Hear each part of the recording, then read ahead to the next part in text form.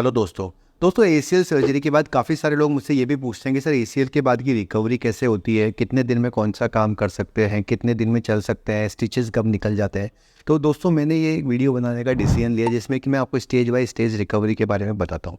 जब आप मेरे पास आते हैं तो जिस दिन आप दिखाने आते हैं उसी दिन आपकी एसीएल सर्जरी कर दी जाती है। उसके लिए आपको 4 घंटे पहले से खाली पेट रहने के लिए बोला जाता है। यानी ऑपरेशन से 4 घंटे पहले ना तो आप खाना खा सकते हैं ना पानी पी सकते हैं। 4 घंटे का खाली पेट चाहिए होता है, क्योंकि जब हम स्पाइनल एनेस्थीसिया लगाते हैं तो कई बार ये डर होता है कि खाना सांस में ना चला जाए, इसलिए पेशेंट को 4 से 5 घंटे की फास्टिंग के लिए बोला जाता है। उसके बाद कोई इन्वेस्टिगेशंस कराए जाते हैं और उसके बाद आपकी सर्जरी की जाती है। नॉर्मली मुझे एसीएल सर्जरी में 20 से 25 मिनट का टाइम लगता है। उसके बाद आप ऑपरेशन थिएटर से बाहर आ जाते हैं और 4 घंटे बाद आपका खाना पीना स्टार्ट करा दिया जाता है। शुरुआत में आप पानी इत्यादि पी सकते हैं और कुछ देर बाद आप बिस्किट और ये सब भी ले सकते हैं। ऑपरेशन के दिन से ही आपको करवट लेना अलाउ होता है। अगर आपके नी ब्रेस्ट बहुत ज़्यादा टाइट हो रहा है तो आप नी ब्रेस्ट को लूज़ भी कर सकते हैं। नेक्स्ट डे से आपको वॉकर की सहायता से चलना स्टार्ट करा दिया जाता है। अगर आप कंफर्टेबल फील नहीं करते तो एक दिन आप रेस्ट कर सकते हो, नहीं तो नेक्स्ट डे से आप वॉक करना स्टार्ट कर देते हो। जब आप वॉकिंग करना स्टार्ट करते हो सेकंड डे से आपकी बार ड्रेसिंग कर दी जाती है और उसके बाद आपको हॉस्पिटल से डिस्चार्ज कर दिया जाता है। सर्जरी के 15 से 16 दिन बाद जब तक आपको कुछ बेसिक एक्सरसाइज सिखाई जाती है जिसमें कि स्ट्रेट लेग रेजिंग होती है, पैर को मोड़ना होता है और पैर को दबाना होता है। ये एक्सरसाइज आपको 15-20 दिन करनी होती है। इस दौरान आपकी एंटीबायोटिक दवाइयाँ इत्यादि चलती हैं। 17 दिन बाद जब ऑपरेशन के हो जाते हैं तो आपके स्टिचेस निकाल दिए जाते हैं, टाँके निकाल दिए जाते हैं और उसके पश्चात आप 2-3 दिन बाद पानी इत्यादि पे अपने पैर पे लगा सकते हैं। एक बार जब स्टिचेस निकल जाती है तो उसके बाद आपको पूरा वजन दे के चलना स्टार्ट करा दिया जाता है। वो बात अलग है कि अगर आपके मल्टीपल लिगामेंट्स हैं या फिर मेनिस्कस की भी सर्जरी हुई है तो 45 दिन तक पैर ज़मीन पर ना रखने की सलाह दी जाती है।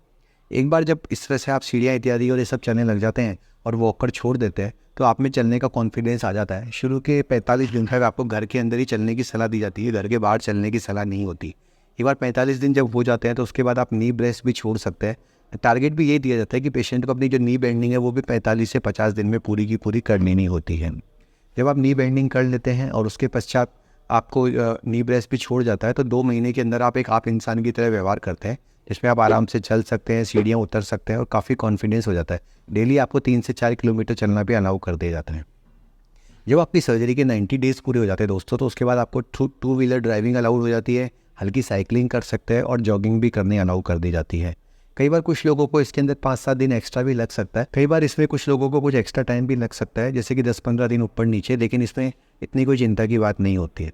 चौथे महीने से आपको स्क्वाट और लंजेस एक्सरसाइज स्टार्ट की जाती है, जिसमें कि शुरू में आप हाफ स्क्वाट करते हैं और बाद में फुल स्क्वाट लगा सकते हैं। इंडियन टॉयलेट भी आप चौथे महीने से 5वें महीने के बीच स्टार्ट कर सकते हैं। छठे महीने से आप रनिंग स्टार्ट कर देते हैं, यानी कि थोड़ी फास्ट स्पीड से रनिंग स्टार्ट कर देते हैं। 7वें-8वें महीने से आपको छोटे मोटे जो गेम्स होते हैं वो हम स्टार्ट कर देते हैं, जैसे आप वॉलीबॉल है तो बॉल पास कर सकते हैं इस प्रकार से। लेकिन कॉम्पिटिटिव स्पोर्ट्स दोस्तों हम 9 महीने पे अलाउ करते हैं। और अगर आपके कॉन्टैक्ट स्पोर्ट्स है, फॉर एग्जांपल कबड्डी है, कुश्ती है, तो मेरे ख्याल से 12 महीने रुकना भी ठीक रहता है, क्योंकि अगर आप बहुत जल्दी गेम में जाते हैं तो ग्राफ्ट के रप्चर होने के चांसेस होते हैं। जो बायोस्क्रू एंडो बटन यूज़ किए जाते हैं तो बायोस्क्रू दोस्तों जो इसके अंदर होता है वो आप मानिए 2 साल के अंदर पूरा डिजोल्व हो जाता है और अपने आप हड्डी बन जाता है। कुछ लोग मुझे कहते हैं कि सर क्या हम सर्जरी के बाद एंडो बटन निकाल सकते हैं, तो इसकी कोई आवश्यकता नहीं होती है। आज तक मैंने कभी किसी पेशेंट का एंडो बटन निकाला भी नहीं है, लेकिन अगर आप चाहें तो 2 साल बाद आप अपने एंडो बटन को निकलवा सकते हैं। तो दोस्तों ये संक्षिप्त में टाइम टेबल था एसीएल के बारे में। आपको ये इन्फॉर्मेशन कैसी लगी और क्या आप भी एसीएल सर्जरी का प्लान कर रहे हैं तो आप मेरी हेल्थ इन चैट प्ले स्टोर पे जो ऐप है उस पर अपनी एमआरआई रिपोर्ट शेयर कर सकते हैं और एसीएल के हज़ारों पेशेंटों से जुड़ सकते हैं जो सब अपनी स्टोरी आपको शेयर करेंगे। छोटी मोटी गाइडेंस भी आपको हेल्थ इन चैट पे निःशुल्क मिल जाएगी। इसके अलावा जब आप किसी और की हेल्प भी करते हैं तो उसमें आपको पॉइंट्स भी मिलते हैं।